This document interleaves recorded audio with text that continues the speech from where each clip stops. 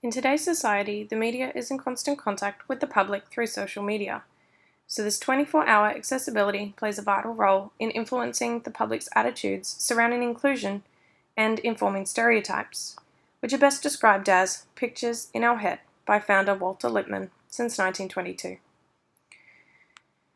All those that binge Netflix would have happened upon Rob Burnett's The Fundamentals of Caring.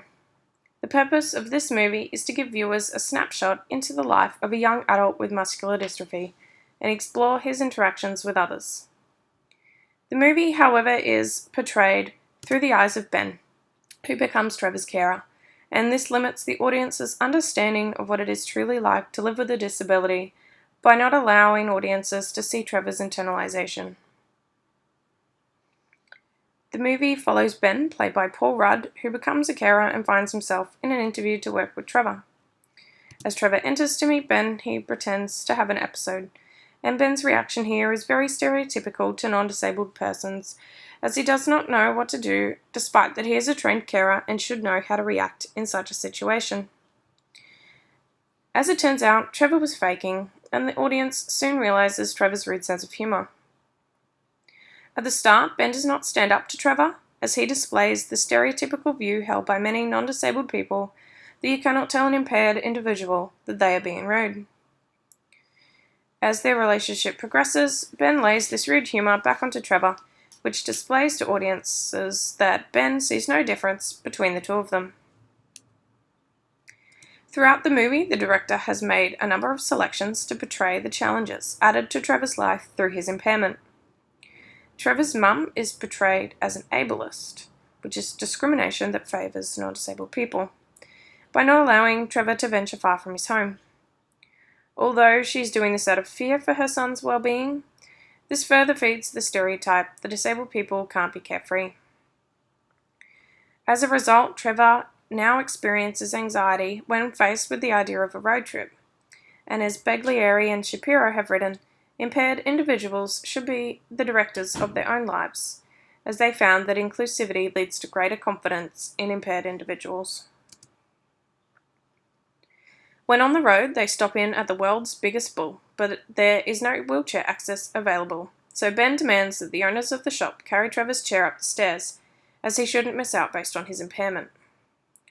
Although this is not overly safe, it does challenge the stereotype that impaired individuals have to miss out, and highlights that the environment must change to suit the individual, not the other way around.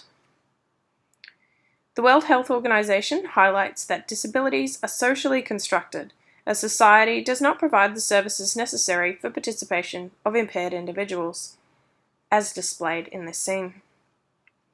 This is termed the social model of disability, as opposed to the medical model, which looks only at the illness itself. Other theorists, like Garland Thompson, write that society must restructure the environment to cater for the various needs that exist to ensure inclusivity. Not long after this experience, Trevor meets a young girl by the name of Dot. He soon finds himself besotted by her, but expresses to Ben that a pretty girl like her won't go for a guy like him. This touches on the stereotype that impaired and non-impaired individuals can't be together. Until, of course, Trevor actually asks Dot out, and they go out on a date. Okay, spoiler alert. At the end of the movie, when Ben is no longer Trevor's caregiver, Ben comes to visit and finds Trevor lying dead on the floor.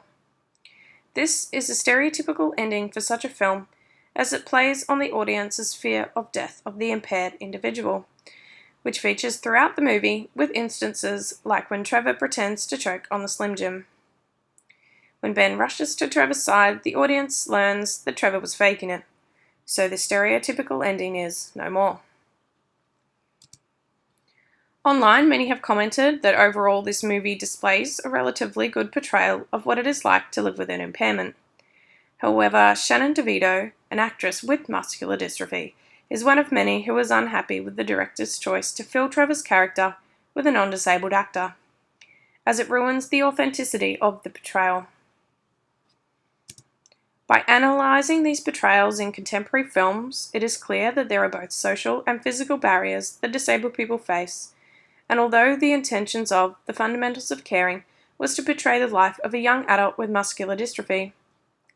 There were a few instances that enhanced stereotypes, so audiences should view with a discerning eye. The non-stereotypical ending was, however, very refreshing, as was the relationship between Trevor and his carer, which highlighted how easy it is to be inclusive.